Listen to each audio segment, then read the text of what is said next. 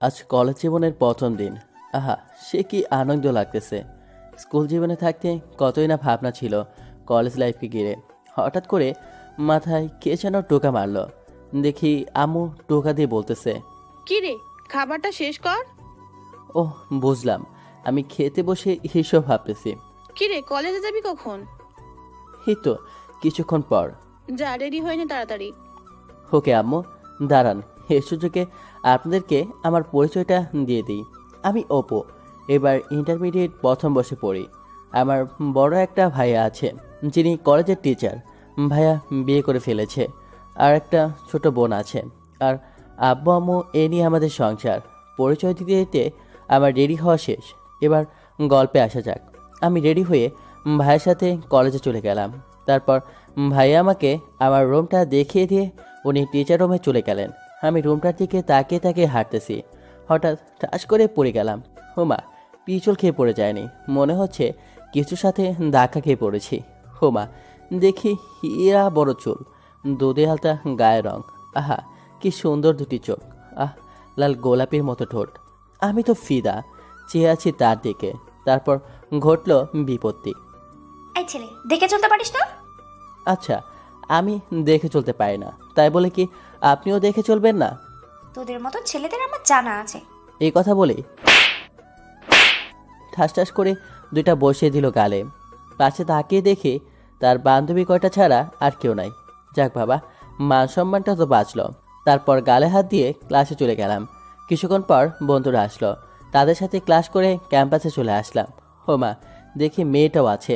তারপর মেয়েটা আমাকে ডাক দিয়ে বলল, এই ছেলে, তোমার নাম কি? আমার নাম অপু, আপনার নাম কি? আমার নাম তোমার না জানলেও চলবে। তুমি নতুন নাকি? জি, আমি নতুন। ওই যে শরীফ স্যার আছে না, শরীফ আমার ভাইয়ার নাম, ওনার ভাই আমি। ও, গুড বাই। তারপর মেয়েটা চলে গেল, আমি বাড়িতে চলে আসলাম। কি রে, কলেজের প্রথম দিন কেমন কাটলো? ভালোই কেটেছে। তারপর রুমে গিয়ে ভাবতে লাগলাম কি করা যায়। কাল কলেজে গিয়ে মেয়েটার নাম জানতে হবে।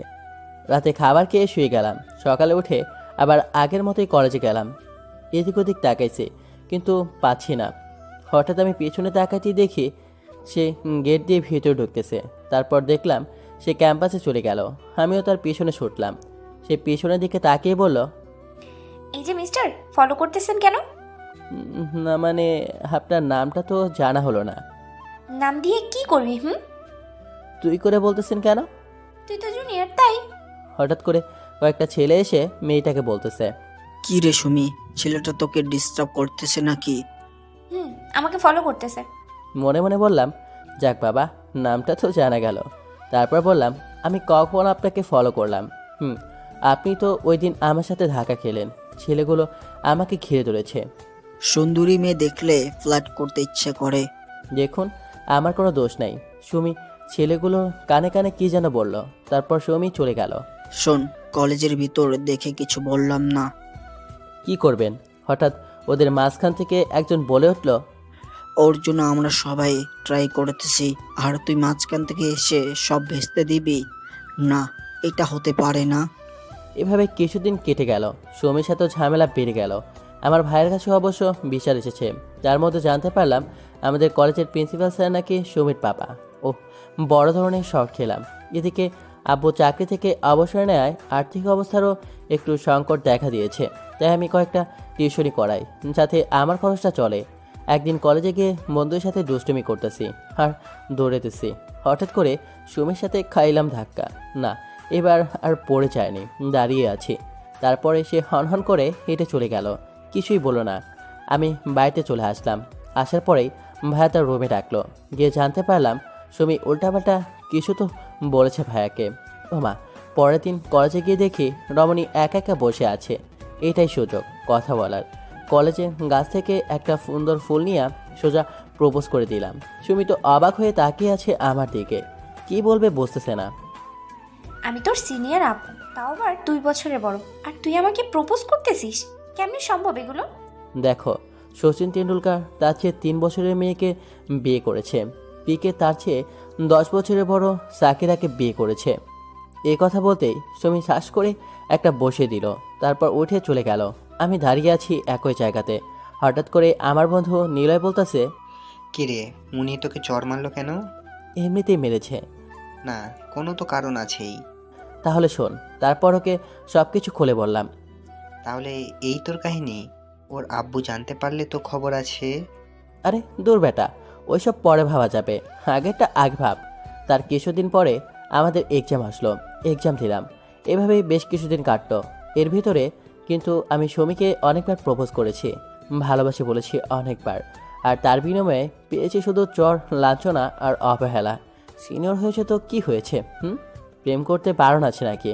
প্রেম তো পবিত্র ভালোবাসা, তার তো কোনো তুলনা চলে না। প্রেম তো আসে স্বর্গ থেকে। সে তো আর জাতি, ধর্ম, সিনিয়র জুনিয়র মানে না। সে তো বিধাতার দেয়া এক নক্ষত্র। না, এটা তো হবার নয়। একদিন কলেজে আসতেছি, তখন কিছু ছেলে আমাকে ঘিরে ধরলো। দেখি সৌমিও আছে। কোনো কথা ছাড়াই ওরা আমাকে মারতে শুরু করলো। আমি তো একা ছিলাম। মারতে মারতে আমার আর কিছু মনে নেই। নিজেকে আবিষ্কার করলাম হসপিটালের বেডে। চোখ খুলে দেখি ভাবি আর আমার আম্মু বসে আছে আমার পাশে। এই তো আমার ছেলের জ্ঞান ফিরেছে। আর ভয়ের কিছু নেই, তবে আরও 1 সপ্তাহ থাকতে হবে হাসপাতালে। সমস্যা নাই, থাকবে। কিছুক্ষণ পরে ভাই এসে বলল, তোরে কতবার না করেছি যেন সুমির পিছনে না লাগিস, তারপরেও তুই ওর পিছনে পড়ে থাকিস। ভাইয়া তুমি জানলে কেমন করে? নিলয় আর তাপসির বলেছে। ওরা জানলো কেমনে? আরে ওরাই তো তোকে 3 দিন আগে নিয়ে এসেছিল এখানে। 3 দিন? তার মানে আমি 3 দিন অজ্ঞান ছিলাম। হ্যাঁ, এভাবে 1 সপ্তাহ হসপিটালে থাকার পরে রিলিজ দিল আর বাড়িতে চলে আসলাম। এই কয়দিনে ঠিক করে ফেলেছি, যা হওয়ার তা তো হয়ে গেছে। আর না, এবার নিজেকে সামনে নিতে হবে। আমি আমার মতো থাকবো, তাকে আর বিরক্ত করব না। সেদিন কলেজ থেকে খবর আসলো আমাকে নাকি প্রিন্সিপাল স্যার ডেকেছে। পরের দিন ভাইয়াসহ গেলাম কলেজে। প্রায় অনেক স্যারও আছে, সুমিও আছে, তার বান্ধবী কিছু আছে। তারপর জানলাম যে আমার জন্য সাওয়া বসানো হয়েছে। আমাকে টিসি দিয়ে দেওয়া হবে কলেজ থেকে। তারপর ভাইয়া আমাকে কয়টা চট দিয়ে প্রিন্সিপাল স্যারের পায়ের ওপর ফেলে দিল। আমি ক্ষমা চেয়ে নিলাম সুমির থেকেও। তারপর শর্ত হলো আমি সুমিকে কখনো ফলো করতে পারবো না, তার সাথে কথা বলতে পারবো না, এমনকি তার দিকে তাকাতেও পারবো না। এইসব শর্তে আমাকে কলেজে রাখা হলো। তারপর কলেজ থেকে বাড়িতে আসলাম। নিজে নিজে ভাবতে লাগলাম, না, অনেক হয়ে গেছে। আর না, এবার নিজেকে সামনে নিতে হবে, নিজের ভবিষ্যৎকে গোছাতে হবে। যেন সে নিজেই একদিন আফসোস করে বলে কি ভুলটাই না করেছিলাম। রাতে বন্ধুদের সাথে আড্ডা দিয়ে বাড়িতে চলে আসলাম। এসেই দিলাম ঘুম। সকালে উঠে কিছুক্ষণ হাঁটাহাঁটি করে এসে নাস্তা করলাম। কলেজে যাবি না? না, কেন যাবি না? আজ থেকে 1 মাস আমি কলেজে যাব না। ঘোরাফেরা করে এভাবে 1টা মাস কেটে গেল। বন্ধুদের সাথে আড্ডা, খাওয়া, ঘুম, ব্যাস কেটে গেল 1টা মাস।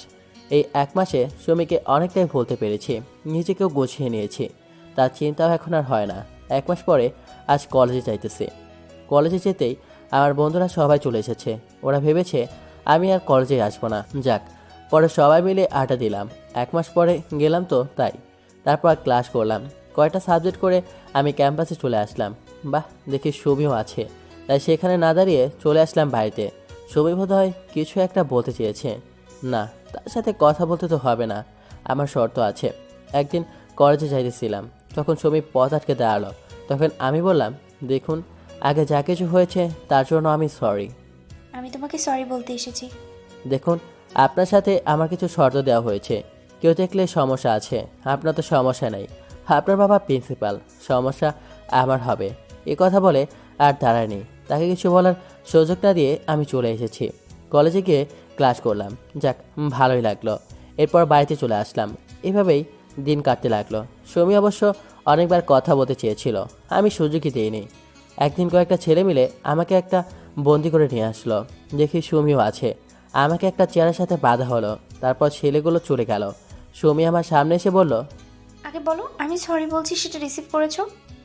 সরি রিসিভ করার কি আছে? যা হয়েছে আমি সব ভুলে গিয়েছি। ওইসব কিছু আমি মনে রাখতে চাই না। আমাকে কেন এখানে এনেছেন? আমাকে ছেড়ে দেন। ছেড়ে তো দেবই, আগে বলো সরি রিসিভ করেছো? ওকে, রিসিভ করলাম। দেন এইবার ছেড়ে দেন। তারপরে সুমি বলতে শুরু করলো, জানো, তোমার মতো আমারও একটা পরিবার ছিল, সুখেই ছিলাম। আমারও সোনালি স্বপ্ন ছিল। তখন আমি ক্লাস 10-এর ছাত্রী, পড়ালেখা করতাম আর খেলাধুলা। ঘোরাফেরা এসব নিয়েই আমার দিনকাল কাটতো। ওই সময়ের দিনগুলো ছিল সোনালি সময়। কিন্তু কথায় আছে না, সুখ বেশি দিন স্থায়ী থাকে না। আমারও তাই হলো। আমার মা তখন ক্যান্সারে মৃত্যুবরণ করলো।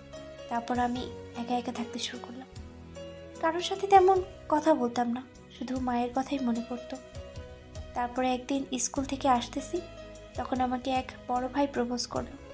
আমি তখন এত কিছু বুঝতাম না, তার কথায় আমি কিছুই না ভেবেই রাজি হয়ে গেলাম। চলতে থাকলো আমাদের দুইজনের বিরল এক রেখা।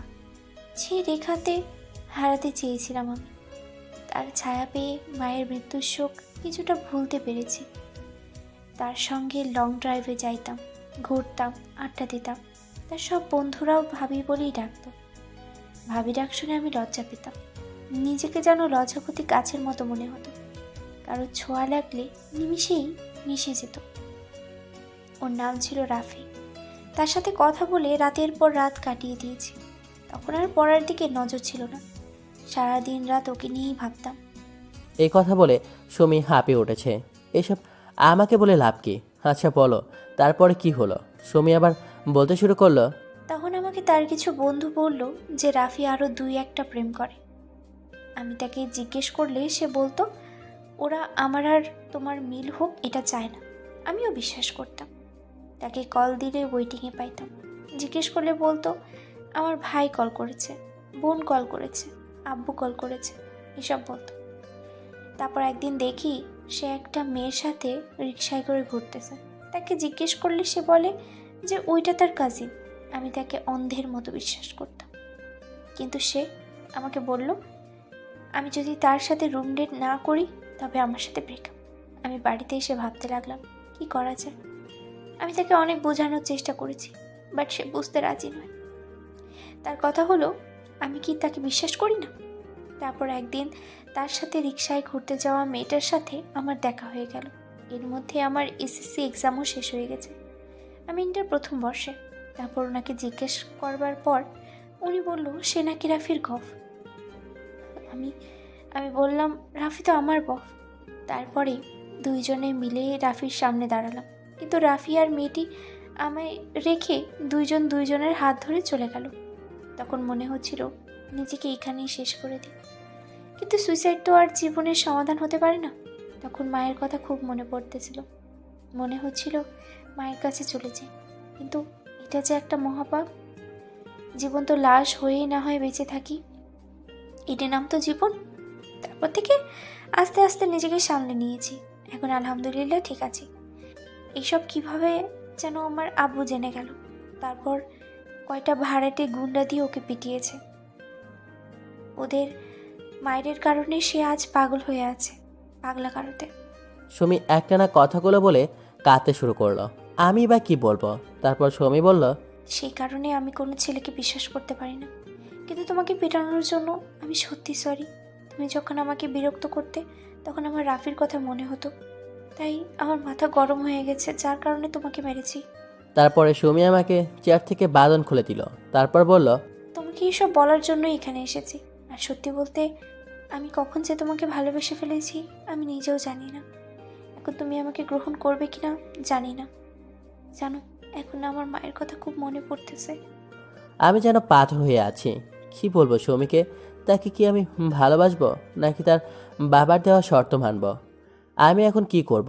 সুমির বাবা যে আমাকে শর্ত দিয়েছে, আমি শর্ত যদি না মানি তাহলে তো বিপদ আছে। আমাকে যে কলেজ থেকে বাহির করে দিবে।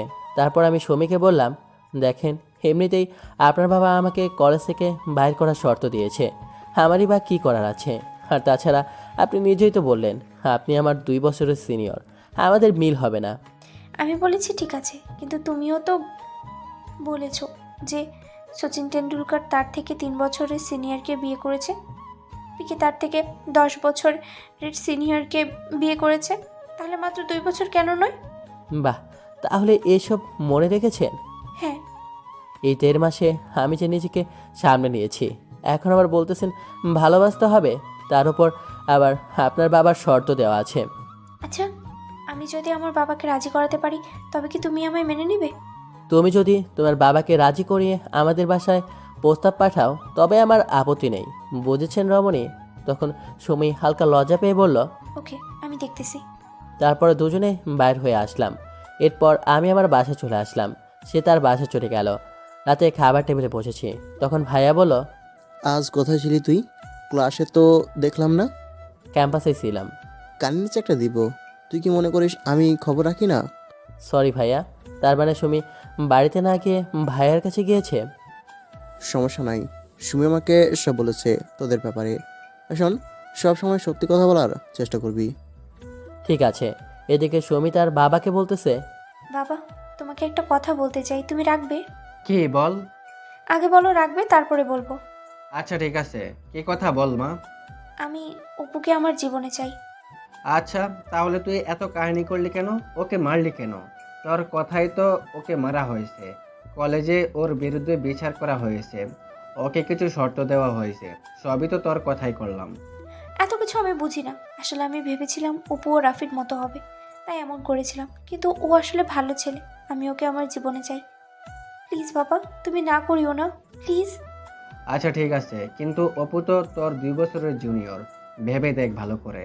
আবেগ দিয়ে কথা বলিস না, বিবেক দিয়ে কথা বল। আমি এসব কিছু বিবেক খাটাই করতেছি। আচ্ছা ঠিক আছে, সবই বুঝলাম। তুই এখন কি করতে চাস সেটা বল। তুমি ওদের বাসায় প্রস্তাব নিয়ে যাও। আমি যাব কেন? ওরা আসবে, ছেলেপক্ষই তো পাত্রী দেখতে আসে, এটা তো নতুন কিছু নয়। আমরা যে ওকে মেরেছি, আবার তাকে শর্তও দিয়েছি, এই জন্য তারা আসবে না। আর তার ভাইয়া, মা, বাবা রাজি হবে না, আমাদেরই যেতে হবে। আচ্ছা ঠিক আছে। পরের দিন সকালে উঠে ফ্রেশ হয়ে নাস্তা করে কলেজের উদ্দেশ্যে রওনা হলাম। বাড়ি থেকে বাইর হয়ে দেখি প্রাইভেট কার একটা দাঁড়িয়ে আছে। কাছে যেতেই সুমি আমাকে টান দিয়ে ভেতরে ঢুকে ফেলেছে। তখন আমি বললাম, দেখো, তোমার বাবা দেখলে সমস্যা আছে। কোনো সমস্যা নেই, তুমি চলো তো। সমস্যা নেই মানে? গতকাল রাতে আব্বুকে রাজি করে ফেলেছি, এখন আর কোনো সমস্যা নেই। ওহ, তাহলে নিষেধাজ্ঞা কাটলো আমার ওপর থেকে। হ্যাঁ মিস্টার, আজ সারা দিন আমরা ঘুরবো ফিরবো, ব্যাস। কলেজে যাবে না? না, যাবো না, তোমাকে নিয়ে পুরো শহর ঘুরবো। নোয়াখালীতে আবার শহর পাইলা কই? নোয়াখালীর মতো শহর আছে, সবগুলো দেখাবো আজ তোমাকে। চলো দেখি। তারপরে দুজনে সারাদিন ঘুরলাম, দুপুরে লাঞ্চ করলাম। সন্ধ্যায় সুমি বায়না ধরেছে সে নাকি ফুচকা খাবে। তারপর দুজনে মিলে ফুচকা খেলাম। ফুচকা খেয়ে দুজনের চোখে পানি বাইর হওয়ার অবস্থা। বিল দিয়ে গাড়িতে এসে বসলাম। ঝাল অনেক, তাই না? এ কথা বলে আমি তো আবল হয়ে গেছি। এটার জন্য মোটেও প্রস্তুত ছিলাম না। প্রায় 1 মিনিট পরে ছাড়লো। দুজনেই হাওয়াতে লাগলাম। তারপর বললাম, আর একটু হলে তো শ্বাস বন্ধ হয়ে আমি মারা যেতাম। No problem. তারপর দুজনে বাসায় চলে আসলাম।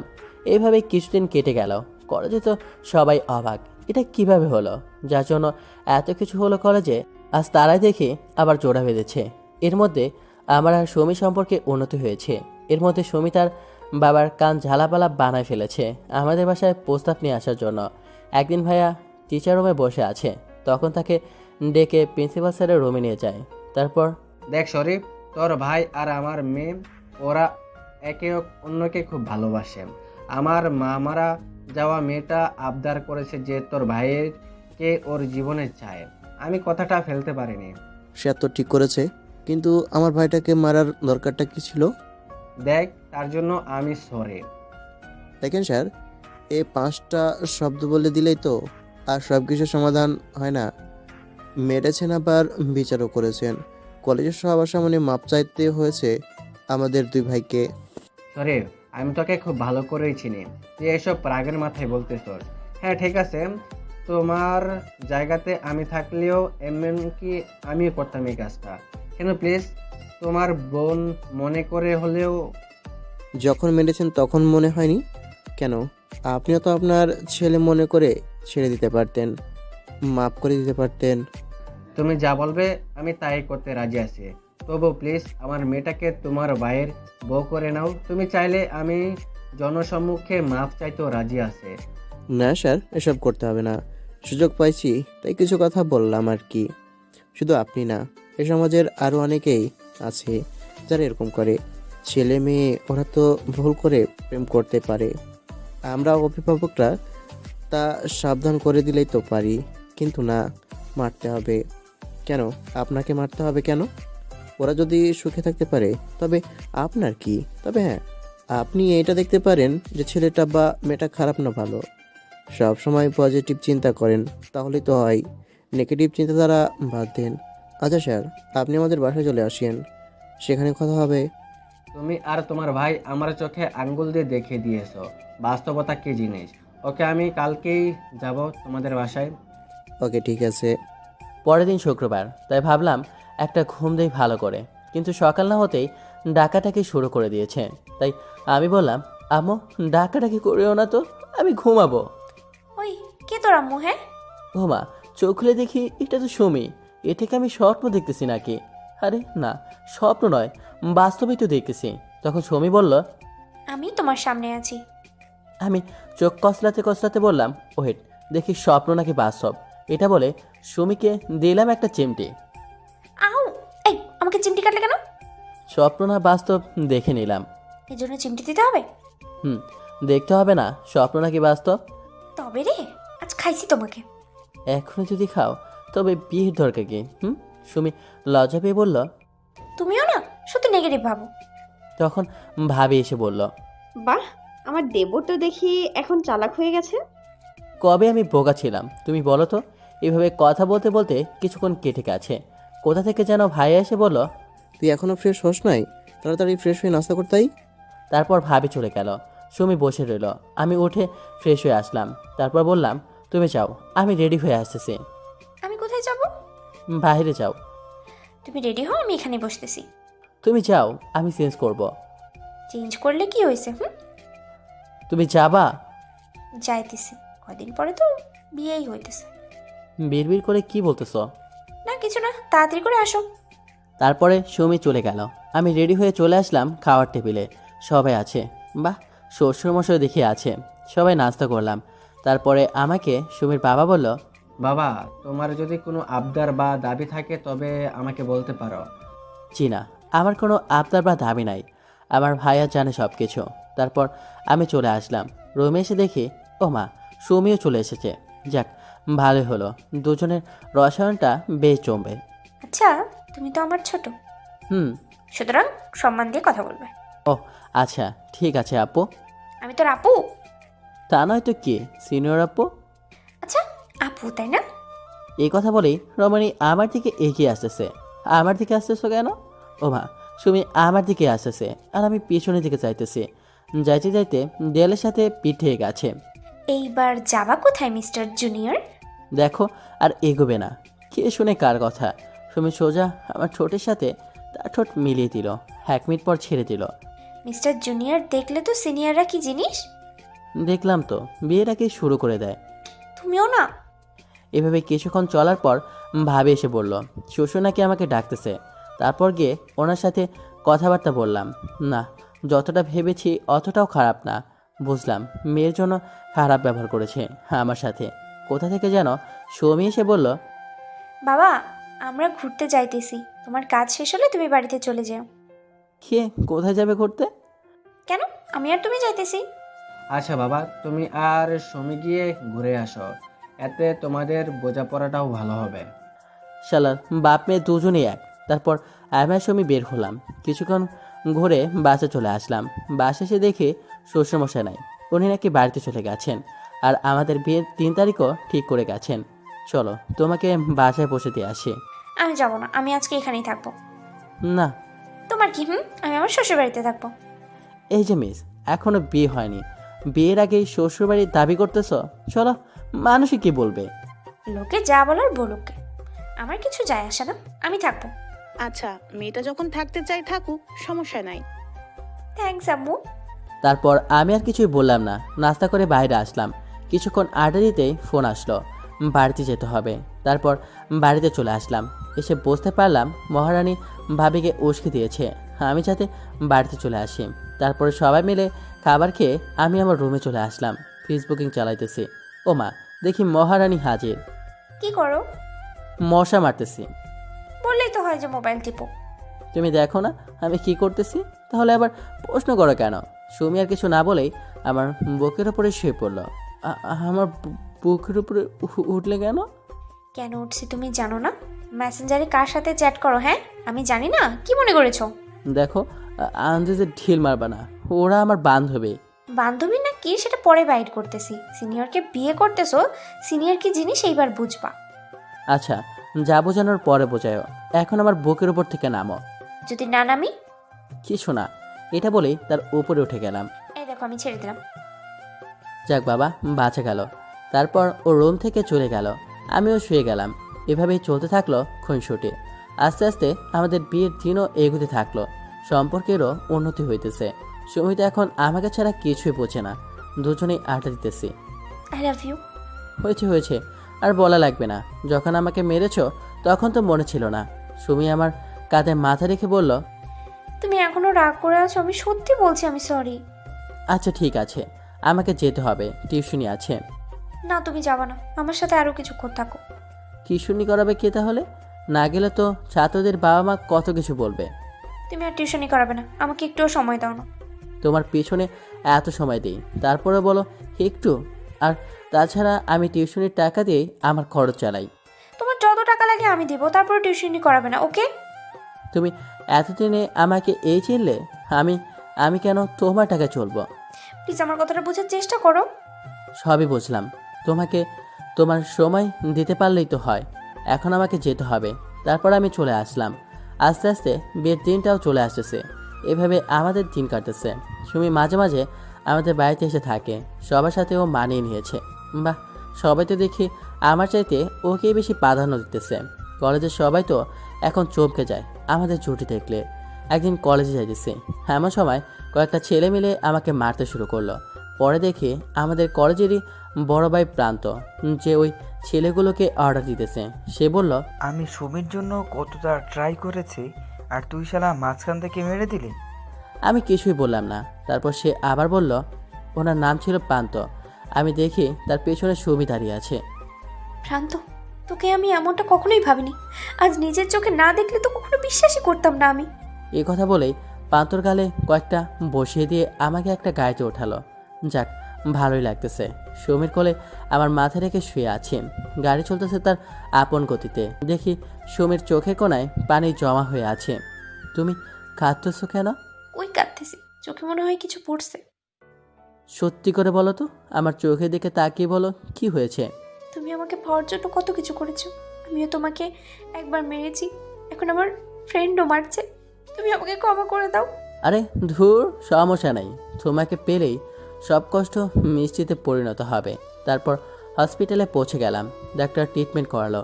তারপর সুমি আর আমি বাসা চলে আসলাম। বাসার সবাই দেখে জিজ্ঞেস করতে লাগলো আমার কি হয়েছে। তারপর ওনাদেরকে সুমি সব বুঝিয়ে বলল। শ্বশুরমশাই এই খবর শুনতেই উনি আমাকে ফোন করে বললেন, তোমাকে কে মেরেছে এবং কেন মেরেছে? আমাকে প্রান্ত মেরেছে। আমি আর সুমি এক হই, সে এটা চায় না, কারণ সেও নাকি সুমিকে ভালোবাসে। ও আচ্ছা, তাহলে কাহিনী এই। কি কাহিনী? ও, এই কারণে তাহলে সুমির পিছনে পিছনে থাকে। আমি ভাবতাম বন্ধু। ও আচ্ছা। তুমি চিন্তা করো না, সব ঠিক হয়ে যাবে। জি ওকে, ভালো থাকবেন। সবাই আমার পাশে বসে আছে আর আমি শুয়ে আছি। সবাই কথা বলতেছে, এটা সেটা বলতেছে। ভাইয়া, তুমি সুমিকে বাড়িতে পৌঁছে দিয়ে আসো। না ভাইয়া, আমি যাব না। যাবে না কেন? দেখো, সমাজ বলে তো কিছু আছে, তাই না? পাছে লোকে অনেক কিছুই বলে, লোকে বললে আমার কিছু যায় আসে না। আচ্ছা, ও যখন থাকতে চাইছে থাকুক, সমস্যা নাই। থ্যাঙ্কস ভাইয়াটা। তুমি কলেজে বলো স্যার, আর এখন বলো ভাইয়া। কিছু তো বুঝলাম না। ওমা, কলেজে গেলে তো স্যারই হবেন, ওখানে আমার শিক্ষক, আর এখন আমার বড় ভাই। দেখ অপু, ওর কাছ থেকে কিছু শেখ। এটা তো কমন বিষয়, শেখার কি আছে? এভাবে সবাই কথা বলতে বলতে অনেক রাত হয়ে গেছে। হয়েছে, অনেক কথা বলছো সবাই। আর না, এখন খাইতে আসো। আমি সব রেডি করতেছি, তোমরা আসো। আমিও যাব। কোথায় যাবা? আপনাকে হেল্প করব। তুমি এখনো আমাদের বউ হওনি, এখনো আমাদের মেহমান, সুতরাং তুমি এখানেই থাকো। বৌমা, তুমি আমার সাথে আসো। তারপর সবাই চলে গেল রুমে। আমি আর সুমি আমার মাথাটা তার কোলে উঠিয়ে দিলাম। তোমার খুব কষ্ট হইতেছে তাই না? আরে না, সমস্যা নাই। কাল না হলেও পশু পুরোপুরি সুস্থ হয়ে যাব। আমরা কথা বলতে বলতে খাওয়ার জন্য ডাক আসলো। তারপর খাইতে চলে গেলাম। আমি আর সুমি একসাথে বসেছি। তারপর ঘটলো আরেক কাণ্ড। সুমি মাছের মাথাটা নিয়ে আমার প্লেটে দিয়েছে। সবাই তো অবাক, সবাই ওর দিকে তাকিয়ে আছে। তখন আমার বোন জেরিন বলল, এটা কি হলো? দেখলি না ভালোবাসা উতলায় পড়তেছে। তুমি তো আমাকে কখনো এরকম করো নাই, শিখ কিছু ওর থেকে। ভাবিকে উদ্দেশ্য করে কথাটা বলো ভাইয়া। সুমি তো লজ্জায় লাল হয়ে গেছে। থাম তোরা, মেয়েটা তো লজ্জা পাইতেছে। না, বিয়ের আগে এত কিছু ভালো না। এ কথা বলেই সুমির প্লেটের মাছের টুকরাটা আমার প্লেটে দিয়ে দিল। সুমি না পারতেছে কিছু বলতে, না পারতেছে সইতে, ও লজ্জা শেষ। আমি আমার প্লেটের টুকরাটা ওর প্লেটে দিয়ে দিলাম। না, এটা ঠিক না। বউয়ের জন্য কত দরদ, দেখবো সামনে কি হয়। অনেক হয়েছে, এবার খেয়ে নে। তারপরে খাবার খেয়ে আমি রুমে চলে গেলাম। এখন কেমন লাগতেছে? আগের চাইতে ভালো। সুমিকে জেরিনের সাথে শোয়াই দিই। তার চিন্তা তোকে করতে হবে না, তুই ঘুমা। ওকে, তারপরে শুয়ে পড়লাম। কোথা থেকে যেন ভাবি আর সুমি রুমে আসলো। তোমরা দুজন আজ একসাথে শুবে? দেখো ভাবি, সবসময় ফাজলামি ভালো লাগে না। আমি ভাবছিলাম আমার বোনটাকে তোর কাছে বিয়ে দেব, আর তুই নাকি অন্য একজনকে ভালোবাসিস। ভাবি, তোমার বোনের কাবের নামা হয়ে আছে, ছেলে আসলে বিয়ে হবে। তোমাকে বলেছি না, এখন ফাজলামি করিও না, আমার মাথা ব্যথা করতেছে। আচ্ছা ঠিক আছে, সুমি ওষুধগুলো খাইয়ে দাও। সুমি হাতে ওষুধ দিয়ে ভাবি চলে গেল। ওনার বোন মানে? বোঝো না, মানে আমার তালতো বোন আর কি। বিয়ে ঠিক হয়ে আছে, তোমার আমার মাঝে একটু প্যাচ লাগাতে চাইলো আর কি। ও, তারপর সুমি আমাকে ওষুধগুলো খাইয়ে দিল, আর আমি শুয়ে গেলাম। তুমিও যাও, ঘুমাও। তুমি ঘুমাও, আমি তোমার চুলে বিলি কেটে দিচ্ছি। তুমি কি যাবা? যাইতেছি তো। যাও। তারপরে সুমি চলে গেল। আস্তে আস্তে আমিও সুস্থ হয়ে গেলাম। আমাদের বিয়ের দিন প্রায় চলে এসেছে। কলেজেও এখন দারুণ সাড়া পাচ্ছি। শত হলো তো সিনিয়র জুনিয়রের প্রেম আলাপন, যা কিনা রূপ নিতে যাইতেছে শাহজাহানের বধূশ্রীর রূপ কাহিনী গল্পের মতো। সবাই শপিং নিয়ে ব্যস্ত। বিয়ের সময় কে কী পরবে, কে কোন কালারের শাড়ি পরবে, কে কোন কালারের জামা পরবে, শপিংয়ের সব খরচ নাকি শ্বশুরমশাই দিবে। যাক, ভালোই হলো, টাকা আছে, সমস্যা নাই। আমাদের মতো তো আর মধ্যবিত্ত না। তবে ওনার কথা হলো, আমরা নোয়াখালীর মানুষ, নোয়াখালীতে শপিং করব। তারপর শ্বশুরমশাই আমাদেরকে ফেনী নিয়ে গেলেন শপিংয়ের জন্য। তারপরে ওইখানে একটা মার্কেটে ঢুকলাম। বাহ, ভালোই তো। এত সুন্দর একটা মার্কেট থাকতে মানুষ কেন যে বসুন্ধরা, যমুনা ফিউচার পার্কে যায় কে জানে। আমি, বাবা আর শ্বশুরমশাই বসে আছি। বাকিরা শপিং করতেছে। এটা না ওইটা, এটা দেখান তো, ওইটা দেখান তো। আবার মনে হয় দোকানদার বিরক্ত হয়ে গেছে, তারপরও ধৈর্য ধরে দেখাইতেছে। সবাই সব কিছু কিনলো। সোমের বিয়ের শাড়িও কেনা হলো। শ্বশুরের কথা হলো বিয়ের নাকি সেকেন্ড শাড়িও কিনতে হয়, আর সোমির কথা হলো সেকেন্ড শাড়িটা আমার পছন্দের কিনবে। তারপর আমি একটা শাড়ি পছন্দ করে দিলাম, নেভি ব্লু কালারের। তারপর আমার জন্য পাঞ্জাবি কেনা হলো। আপু আর শ্বশুরের জন্য পাঞ্জাবি কিনলো। সবাই রাতে আমাদের বাসায় চলে আসলাম। এখন গহনার রিয়ার সাজ আর প্যান্ডেলের বাকি আছে। যেহেতু আমার মেয়ে, তাই গহনার ব্যাপারটা আমার। মেয়েটা কি শুধু আপনার? এখন থেকে আমারও মেয়ে, আমিও কিছু গহনা দিব। আচ্ছা, আমার এখন যাইতে হবে। তারপর উনি খাবার খেয়ে সমিকে নিয়ে চলে গেলেন। পরের দিন কলেজে গেলাম। আমি আমার সব বন্ধু বান্ধবীদের দাওয়াত করলাম। সুমিও তার বান্ধবীদের দাওয়াত করেছে। আমি আর সমি গিয়ে পান্থ ভাইকে একটু স্পেশাল দাওয়াত করলাম। আমি সত্যিই তোমাকে ভালোবাসতাম, কিন্তু কখনো সাহস পাই নাই বলার জন্য। তার জন্য আপনাকে ধন্যবাদ। তোমাকে মারার পর শরীফ স্যার আর প্রিন্সিপাল স্যার আমার কাছে আসছিল। শরীফ স্যার আমাকে অনেক বুঝিয়েছে, তারপরে বলল আমি যেন তোমার পথ থেকে সরে দাঁড়াই। প্রিন্সিপাল স্যার বলেছিল আমি যদি তোমার পথ থেকে না সরি তাহলে রাফির যে হাল করেছিল আমারও একই দশা করবে। যাক, তাহলে তো ভালোই হবে। আমাদের বিয়েতে আসবেন কিন্তু। যাব, বান্ধবীর বিয়ে বলে কথা। তারপরে ক্লাস করে দুজনে কিছুক্ষণ আড্ডা দিয়ে বাসা চলে আসলাম। রাতে খাইতে বসেছি, তখন শরীফ, তোর বিয়েতে আমি তোর বউকে 3 ভরি গোল্ড দিছি, কিন্তু এখন তো ওর বিয়েতে এত দিতে পারতেছি না। আমি 1.5 ভরি জোগাড় করেছি। আরে ধুর বাবা, সমস্যা নাই। আমাকে তো আমার বাবা 1 বড়ি দিছিল, ওকে তো কত দেয় তার হিসাব নেই। বিভিন্ন বিষয়ে কথা বলতে বলতে খাওয়া দাওয়া শেষ। এদিকে আপু বিয়ের সকল প্রস্তুতি গ্রহণ করতেছে, সুমির বাবাও করতেছে, আর আমি আর সুমি শুধু ঘুরতেছি আর ফুচকা খাইতেছি। জীবনে কখনো এত ফুচকা আমি খাই নাই, ওর সাথে থেকে যতটা খেয়েছি। মেয়েরা এত ফুচকা খায় কেন? চলো বাসায় যাই, অনেক ঘুরেছি। ঝালে আমি মরতেছি। ঝাল লাগলে আমাকে বলো, সমস্যা নেই। মানে আর কিছু বলতে না দিয়ে তার ঠোঁটটা লাগিয়ে দিল আমার ঠোঁটে। আমি হাবাতে হাবাতে শেষ। ওহ, আর একটু হলেই তো। কি হতো আবার দিব? না না, আর লাগবে না। সিনিয়রের সাথে প্রেম করে বিয়ে করতেছো, তারপরে বুঝবে ঠেলা কাকে বলে। তারপর ওর বাসা চলে গেল, আমি আমার বাসায় চলে আসলাম। আজ আমাদের গায়ে হলুদ, সবাই নিজেকে নিয়ে ব্যস্ত। বাবা ভাইয়া আর শ্বশুর বিয়ের আয়োজনে ব্যস্ত, আর এদিকে আমি আর সুমি আমরা ব্যস্ত নিজেদের কনফিডেন্স নিয়ে। যাক, সবশেষে আমাদের গায়ে হলুদটাও হলো কিছুটা জমকালো অনুষ্ঠানের মধ্য দিয়ে। রাতে ডিনার করে শুয়ে পড়লাম। সকালে তো হইচই লেগে গেছে। উঠে ফ্রেশ হয়ে নাস্তা করলাম। সুমিও বেশ খুশি, কয়েকবার ফোনও দিয়েছিল, কথা হয়েছে। তারপর আমাকে সবাই গোসল করাতে নিয়ে গেল। বাহ, কি সুন্দর দৃশ্য! একে অন্যকে রং কাদা পানি মেরে ভিজে দিচ্ছে, আর আমি উপভোগ করতেছি। এভাবেই সব সম্পূর্ণ হলো। তারপর সব রেডি করে আমরা গেলাম শ্বশুর বাড়িতে। ওইখানে খাওয়ার পর্ব সেরে বিয়ের পর্ব শুরু হলো। সুমিকে আনা হলো। বাহ, বেশ লাগতেছে, বেশ আছে। প্রথম যেদিন সুমিকে দেখেছি, আহ কি রূপ, লাবণ্য, বড় বড় চুল, কাজল কালো তার চোখ, লাল গোলাপির মতো ঠোঁট, দধি আলতা গায়ের রং। আজকে তো আরও বেশি সুন্দর লাগতেছে। তাকে দিলাম একটা খোঁচা। তখন সুমি পিস পিস করে বলল, খোঁচা মারলে কেন? আমি আস্তে আস্তে বললাম, অনেক সুন্দর লাগতেছে তোমাকে। এভাবে বিয়ের পর্ব শেষ হলো। তারপর সুমিকে নিয়ে বাড়িতে চলে আসলাম। যদিও আসার সময় সুমি তার বাবাকে ধরে অনেক কেঁদেছিল।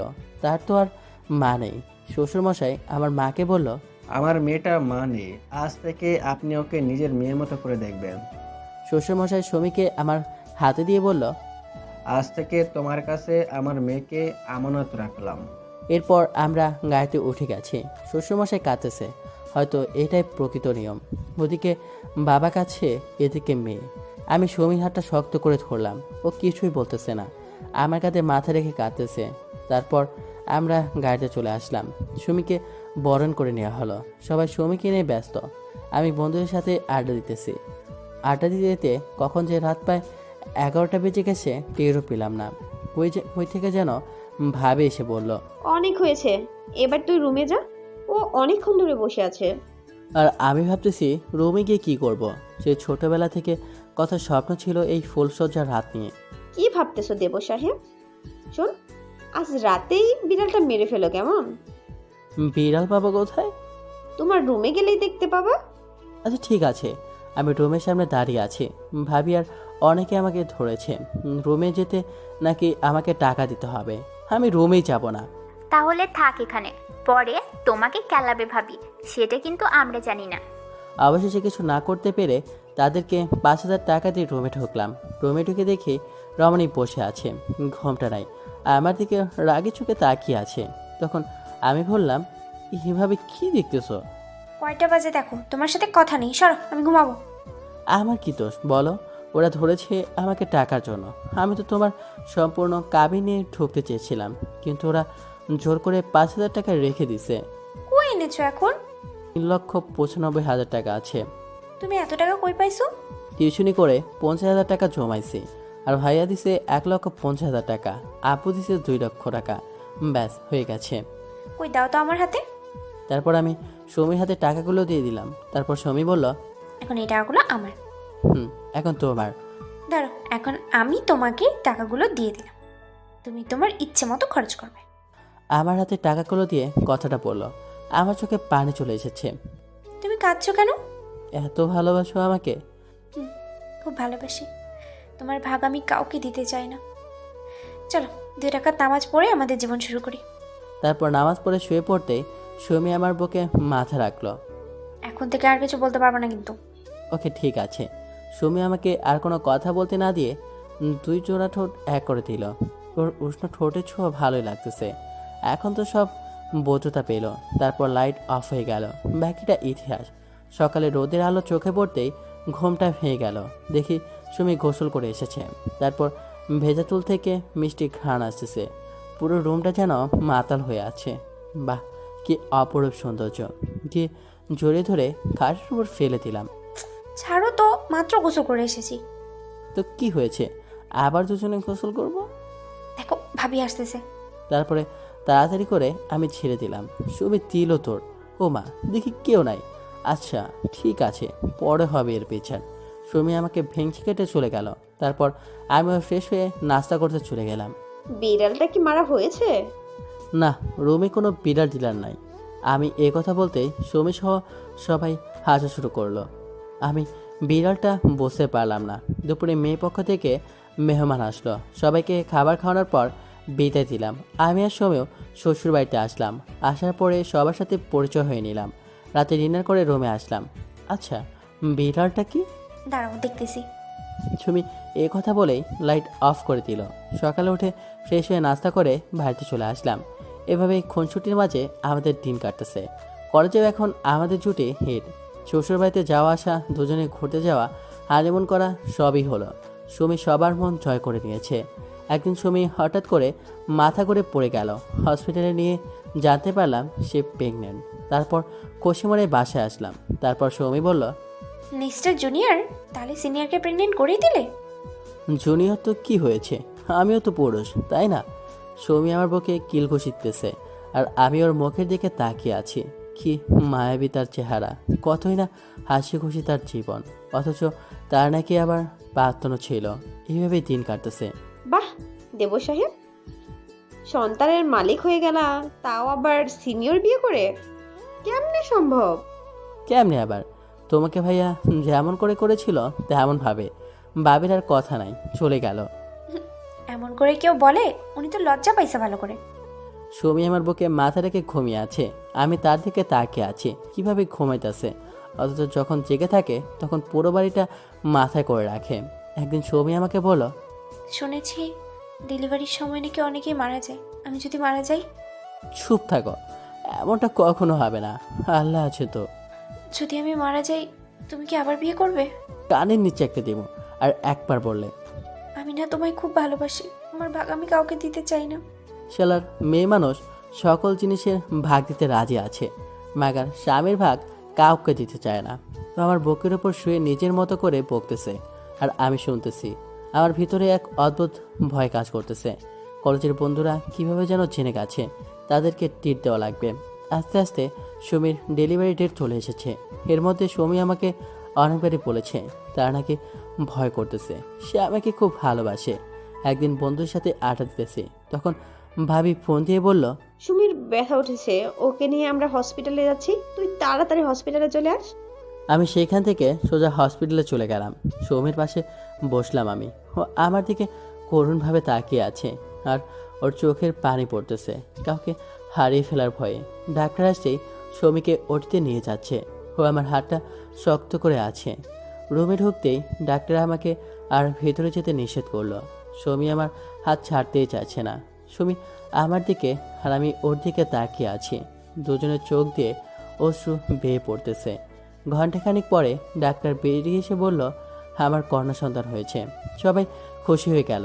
তখন আমি বললাম, সুমি কেমন আছে? কিন্তু ডাক্তার কিছুই বলতেছে না। আমি আর দাঁড়িয়ে থাকতে পারতেছি না, রুমে দৌড় দিলাম। গিয়ে দেখি সুমি নিথর হয়ে আছে, কোনো সারা শব্দ নাই। ও, আমি আর পারতেছি না। আস্তে আস্তে ওর বুকের উপর মাথা রেখে কাঁদতে লাগলাম। হঠাৎ করে আমার কানে একটা কামড় দিল। উফ, কামড় দিল কি? খেয়াল করে দেখলাম কামড়টা শোভে দিল। কি মনে করেছো তুমি আমি আমার জুনিয়রটাকে রেখে কেমনে যাই? তাই বুঝি এইভাবে ভয় দেখাবে? আমি ডাক্তারকে বলেছি তোমাকে যেন কিছু না বলে। এমনটা আর কখনো করবে না। কতটা ভয় পেয়েছিলাম আমি, তুমি জানো। হয়েছে, আমাকে পরেও দেখতে পারবে। তোমার বেবি বাবুটাকে দেখো। গাছ থাকলে ফল আপনা আপনি আসিবে, শুধু একটু পরিশ্রম করতে হবে। সুমি একটা হাসি দিয়ে বলল, হয়েছে, এখন দেখো। আমি আমাদের সন্তানের দিকে তাকালাম, একদম তার মার মতো হয়েছে। সবাই এসে আমার পিছনে দাঁড়ালো। আমি উঠে একটা টুলে বসলাম। সবাই কথা বিনিময় করতেছে, সবাই খুশি। শ্বশুরমশাই মিষ্টি নিয়ে এসেছে। 2 দিন পর সুমিকে রিলিজ দেওয়া হলো। রাতে ডিনার করে ঘুমাতে যাব। তখন সুমি আমাদের বাবুটাকে কোলে করে যেন কোথায় যাইতেছে। তখন আমি বললাম, কোথায় যাচ্ছ? ওকে নিয়ে? ওকে আম্মুর রুমে দিয়ে আসবো। কেন? ও আমাদের সন্তান, তাছাড়া ও এখনো কত ছোট। ও আমাদের মাঝখানে শুলে তো ও তোমার ভাগটা নিয়ে যাবে। আমি তোমার ভাগ কাউকে দিতে চাই না। আমি তো অবাক, কি বলে সুমি? ও তো দেখি একেবারে গেছে গা। তখন আমি বললাম, আচ্ছা আমার আর ভাগ ওকে দিতে হবে না, ওকে তুমি তোমার পাশে রাখবে, কেমন? হুম, ভালো আইডিয়া। আচ্ছা, তুমি আমার ভাগ কাউকে দিতে চাও না, ভালো কথা, কিন্তু এটা তো আমাদেরই সন্তান, ওকেও দিবে না? না, ওকেও দিব। আমি তো আবুল হয়ে আছি, ও বলে কি? এভাবে খুনসুটির মাঝে চলতে থাকে আমাদের সংসার। তো সবাইরে একটা কথাই জানাই দিই, আমি অসুস্থ, কারেন্টলি এইমাত্র ব্যাক করছি ভয়েসের মাধ্যমে। দেখি এখন সম্পূর্ণ সুস্থ হলে আপনার রানিং যে গল্পটা ছিল ওই গল্পটাও দেওয়া হবে। তো আপনারা কেউ ধৈর্য হারাবেন না, একটু পাশে থাকবেন। অসুস্থ না হলে গল্পটা এতদিনে পাওয়া যেতেন।